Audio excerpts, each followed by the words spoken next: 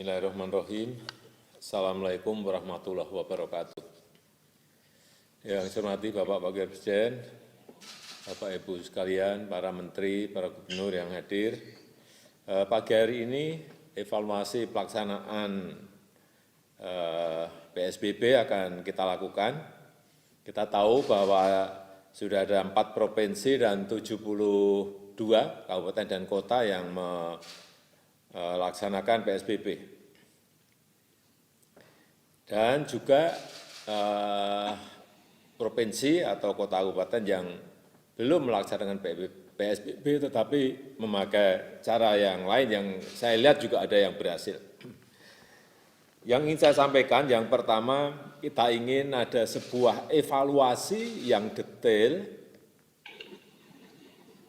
pada provinsi, kabupaten, dan kota mengenai data tren penambahan atau penurunan kasus positif baru di setiap daerah, baik yang menerapkan PSBB maupun tidak.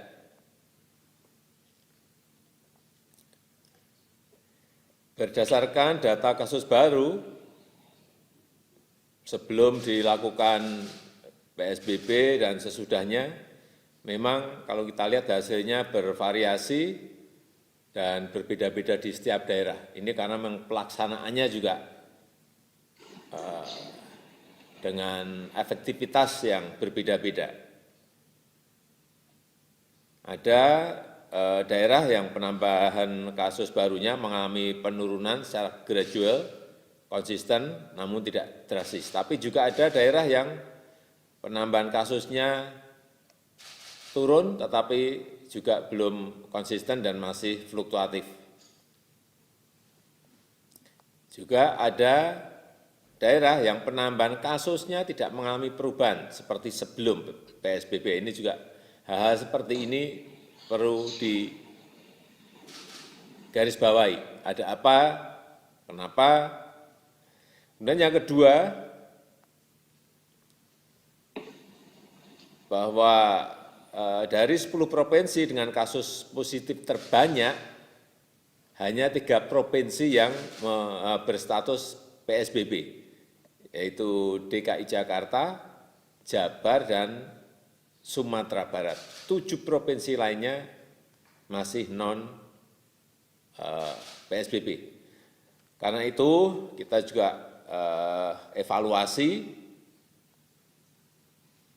baik provinsi, kabupaten, kota yang tidak memperlakukan PSBB, tapi juga menjalankan kebijakan physical distancing, menerapkan protokol kesehatan secara ketat dalam kehidupan masyarakat sehari-hari.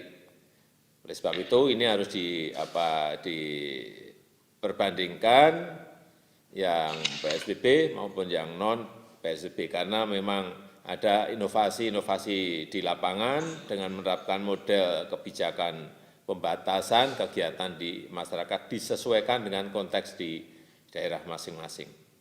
Kemudian yang ketiga, mengenai manajemen pengendalian PSBB, juga saya harapkan tidak terjebak pada batas-batas administrasi kepemerintahan. Artinya juga bersifat aglomerasi, penanganan sebuah kawasan besar yang saling terhubung, sehingga manajemen antar daerahnya menjadi terpadu, misalnya seperti yang sudah dilakukan Jabodetabek. Ini saling mengkait, sehingga pengaturan mobilitas sosial dari masyarakat bisa terpadu dan lebih baik. Kemudian yang keempat, berdasarkan data gugus tugas, 70% kasus positif itu ada di Pulau Jawa, 70% kasus positif ada di Pulau Jawa. Demikian juga dengan angka tertinggi kematian, 82% juga ada di Jawa. Untuk itu saya minta gugus tugas untuk memastikan pengendalian COVID di 5 provinsi Pulau Jawa ini betul-betul dilakukan secara efektif, terutama dalam waktu 2 minggu ke depan ini. Kesempatan kita mungkin sampai Lebaran itu harus betul-betul kita gunakan. Dan yang terakhir mengenai pelonggaran untuk PSBB agar dilakukan secara hati-hati dan tidak tergesa-gesa. Semuanya didasarkan pada data-data lapangan, pelaksanaan lapangan, sehingga keputusan itu betul-betul sebuah keputusan yang benar. Hati-hati mengenai pelonggaran PSBB.